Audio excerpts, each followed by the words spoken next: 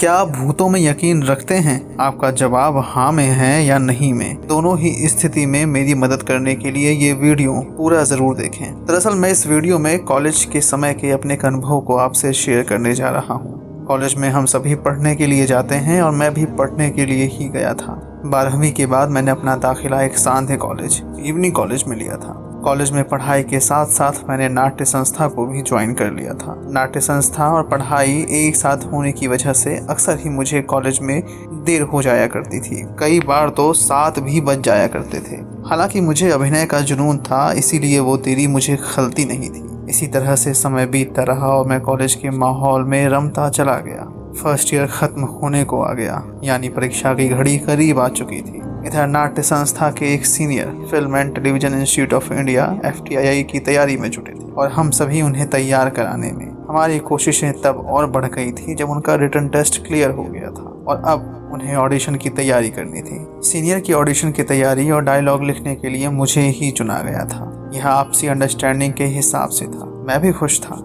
Audition की तैयारी के पहले रोज वह सीनियर और मैं कुछ और साथियों के साथ शाम 6 बजे से ऑडिशन की तैयारी में जुट चुके थे। ऑडिशन के एक्ट के लिए डायलॉग लिखते और अभिनय की बारीकियों को समझते समझते ही 7 बज गए। अमूमन शाम 6:30 पर कॉलेज का आखिरी पीरियड खत्म हो जाया करता था और 7 बजे तक पूरा कॉलेज खाली हो जाता था। उस शाम भी ऐसा ही हुआ। कॉलेज के कॉरिडोर में सिर्फ ब्राउन ड्रेस में चौकीदार ही दिखा। अमूमन ऐसा होता था कि इस समय के बाद उस कॉरिडोर में सिर्फ चौकीदार दिखता था या फिर कल्चरल टीम के सदस्य। मुझे उस पहले दिन का समय तो याद नहीं है। ऐसा इसलिए क्योंकि मेरे पास पहला मोबाइल ही सेकंड ईयर में आया था और घड़ी भी मैं पहनता नहीं था।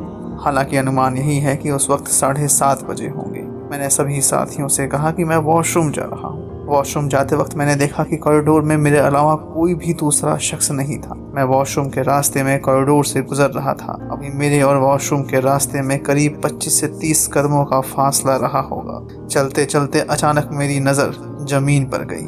मैंने देखा कि फर्श पर खून की बूंदें थी। खून की ये बूंदें रास्ते भर में थी। मैं चले जा रहा था और वह बूंदें मुझे नजर आए जा रही थी। अचानक वह बूंदें गायब हो गई। मैं वॉशरूम गया और 2 मिनट बाद ही जब लौट कर आया तो जो मैंने देखा वह देखकर सचमुच में चकरा गया। खून की वे सभी बूंदें वहां से गायब थी।